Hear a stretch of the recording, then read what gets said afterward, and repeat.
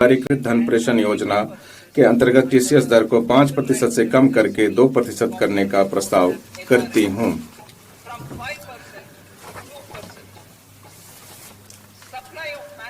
कार्यबल सेवाओं की आपूर्ति को टीडीएस के प्रयोजनार्थ विशिष्ट रूप से संविदाकारों को भुगतान के दायरे में लाने का प्रस्ताव है ताकि अस्पष्टता से बचा जा सके। इस प्रकार इन सेवाओं पर टीडीएस की दर 1% अथवा 2% मात्र होगी। मैं छोटे करदाताओं के लिए एक योजना का प्रस्ताव करती हूं, जिसमें नियम आधारित स्वचालित प्रक्रिया से कर निर्धारण अधिकारी के समक्ष आवेदन दाखिल करने के स्थल पर कम अथवा शून्य कटौती प्रमाण पत्र प्राप्त करना संभव हो सकेगा। अलग अलग कंपनियों में प्रतिभूतियां धारित करने वाले करदाताओं की सुविधा के लिए मैं प्रस्ताव करती हूं कि डिपॉजिटरी निवेशक से प्रपत्र 15(6) अथवा प्रपत्र 15(j) स्वीकार करें तथा इसे सीधे विभिन्न संगत कंपनियों को उपलब्ध करा दें। मैं एक सांकेतिक शुल्क के भुगतान पर विवरणियों को संशोधित करने के लिए उपलब्ध समय को 31 दिसंबर से 31 मार्च तक बढ़ाने का प्रस्ताव करती हूं। मैं कर विवरणियों को दाखिल करने के लिए अलग अलग समय सीमा रखने का प्रस्ताव भी करती हूं। ITR 1 और ITR 2 विवरणियों वाले व्यक्तियों द्वारा इसे 31 जुलाई तक दाखिल करना जारी रहेगा और गैर लेखा परीक्षा व्यापार मामलों या न्यासों को 31 अगस्त तक समय की अनुमति देने के लिए प्रस्ताव किया जाता है। किसी अनिवासी द्वारा अचल संपत्ति की बिक्री पर टीडीएस की कटौती किए जाने और टैन की आवश्यकता के बजाय निवासी क्रेता के पैन आधारित चालान के माध्यम से जमा किए जाने का प्रस्ताव है।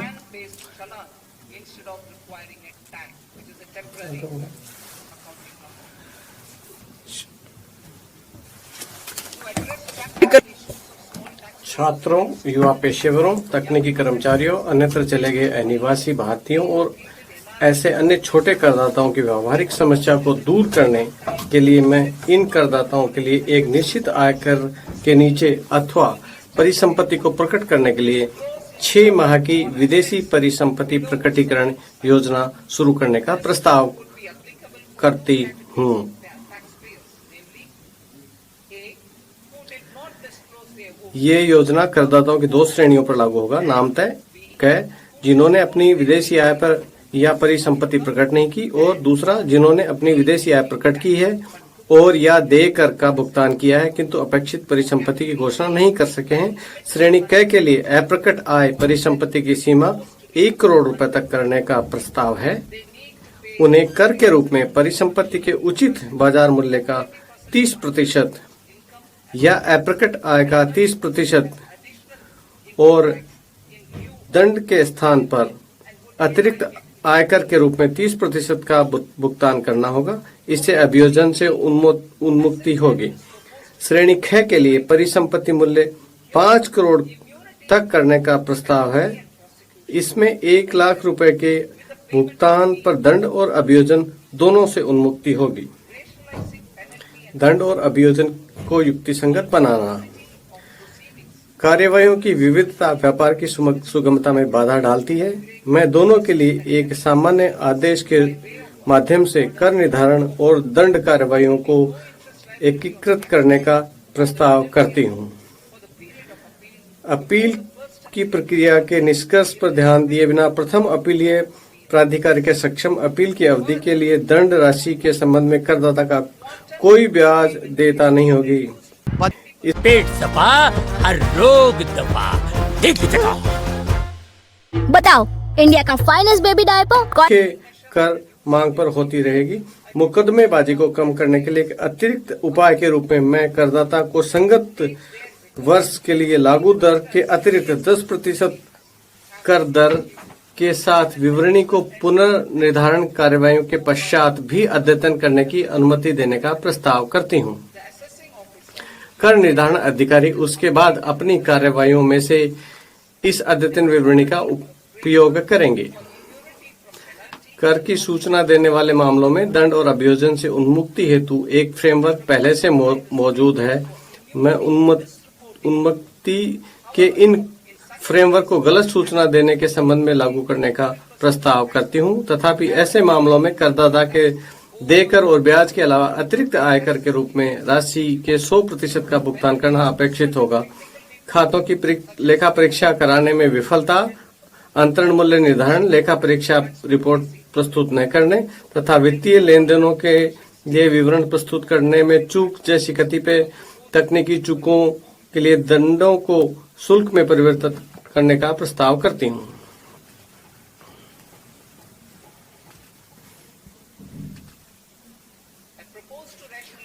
मैं कुछ गंभीर अपराधों की रोकथाम के संबंध में सावधानी पूर्वक संतुलन बनाते हुए आयकर अधिनियम के अंतर्गत अभियोजन ढांचे को युक्ति संगत बनाने का प्रस्ताव करती हूँ। लेखा बहियों और दस्तावेजों को प्रस्तुत न करना तथा वस्तु रूप में भुगतान के मामले में टीडीएस का भुगतान करने की अपराध नहीं होगी। इसके अतिरिक्त छोटे अपराधों के लिए केवल जुर्माना ही लगाया जाएगा। शेष अभियोजनों को अपराध की प्रमात्रा के अनुपात में श्रेणीबद्ध किया जाएगा। इनका परिणाम अधिकतम कारावास को कम करके 2 वर्ष करते हुए केवल साधारण कारावास होगा, जिसमें न्यायालयों को उन्हें जुर्माना में परिवर्तित करने की शक्तियां होगी। कोई दंड नहीं होगा। वर्तमान में 20 लाख रुपए से कम के सकल मूल्य वाली अचल विदेशी परिसंपत्तियों का गैर प्रकटीकरण करने पर फिलहाल कोई दंड नहीं है। मैं 1/10/2024 से भूतलक्षी प्रभाव से उनको अभियोजन से उन्मुक्ति का प्रस्ताव करती हूँ। सहकारिता अपने सदस्यों द्वारा जुटाए या उत्पादित दूध, तिलहन, फल अथवा सब्जियों की आपूर्ति में संलग्न प्राथमिक सहकारी समितियों के लिए कटौती पहले से ही अनुमत्य है। मैं उनके सदस्यों द्वारा उत्पादित पशु चारा और कपास के बीज की आपूर्ति को इस कटौती में शामिल करने का प्रस्ताव करती हूँ। मैं नई कर व्यवस्था के अंतर्गत अंतर सहकारी समिति लाभांश आय को इसके सदस्यों में आगे संवितरण की सीमा तक कटौती के रूप में अनुमति दिए जाने का प्रस्ताव करती हूँ। मैं किसी अधिसूचना राष्ट्रीय सहकारी संघ द्वारा दिनांक 31/1/2026 तक कंपनियों में किए गए निवेश पर प्राप्त लाभांश आय पर 3 वर्षों की अवधि के लिए छूट देने का प्रस्ताव करती हूँ। ये छूट केवल तभी प्रदान की जाएगी जब उक्त लाभांश को इसके सदस्य सहकारी समितियों से आगे वितरित किया जाए। भारत के विकास इंजन के रूप में आईटी क्षेत्र को सहायता। भारत सॉफ्टवेयर विकास सेवाओं, आईटी समर्पित सेवाओं, ज्ञान प्रक्रिया आउटसोर्सिंग सेवाओं और सॉफ्टवेयर विकास से संबंधित संविदागत अनुसंधान और विकास सेवाओं के क्षेत्र में वैश्विक अग्रणी है। ये व्यवसाय क्षेत्र एक दूसरे से अभिन्न रूप से जुड़े हुए हैं। इन सभी सेवाओं को उन पर लागू 15.5% के एक समान सेफ हार्बर मार्जिन के साथ सूचना प्रौद्योगिकी सेवाओं की एक सकल श्रेणी के अंतर्गत सम्मिलित किए जाने का प्रस्ताव है। आईटी सेवाओं के लिए सेफ हार्बर प्राप्त करने के लिए सीमा को 300 करोड़ रुपए से पर्याप्त रूप से बढ़ाकर 2000 करोड़ रुपए किया जा रहा है। आईटी सेवाओं के लिए सेफ हार्बर का अनुमोदन एक स्वचालित नियम आधारित प्रक्रिया द्वारा किया जाएगा, जिससे आवेदनों की जांच करने और स्वीकार करने के लिए किसी कर अधिकारी की आवश्यकता नहीं होगी। एक बार किसी आईटी सेवा कंपनी द्वारा इसके लिए आवेदन करने पर कंपनी की इच्छानुसार इसी सेफ हार्बर को 5 वर्ष की अवधि के लिए जारी रखा जा सकता है। मैं अग्रिम मूल्य निर्धारण करार एपीए करने की इच्छुक आईटी सेवा कंपनियों के लिए आईटी सेवाओं हेतु एक पक्षीय एपीए प्रक्रिया को तेज करने का प्रस्ताव करती हूँ, जिसे 2 वर्षों की अवधि के भीतर पूरा करने का प्रयास किया जाएगा। करदाता के अनुरोध पर 2 वर्ष की अवधि को आगे 6 महीने के लिए बढ़ाया जा सकता है। मैं एपीए में शामिल होने वाली कंपनी को उपलब्ध संशोधित विवरणी की सुविधा उसकी संबंध संस्थाओं को भी प्रदान किए जाने का प्रस्ताव करती हूँ।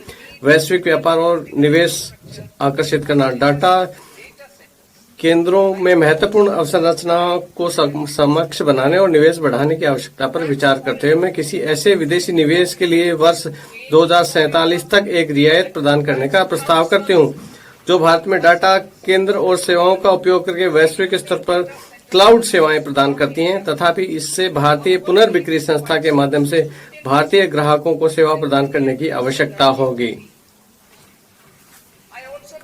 यदि डाटा सेंटर प्रदान करने वाली कंपनियां एक संबंधित कंपनी है तो मैं उसे लागत कर पर 15% का सेफ हार्बर प्रदान करने का भी प्रस्ताव करती हूं।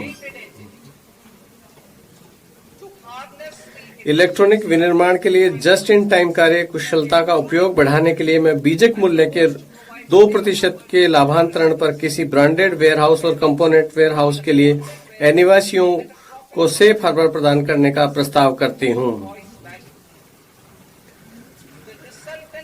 लगभग 0.7% का परिणामी कर प्रतिस्पर्धी क्षेत्राधिकार के मुकाबले काफी कम होगा। भारत में टोल विनिर्माण को बढ़ावा देने के लिए मैं ऐसे किसी अनिवासी को आयकर से 5 वर्षों के लिए छूट पर देने का प्रस्ताव करती हूं जो बॉन्डेड क्षेत्र में किसी टोल विनिर्माता को पूंजीगत वस्तु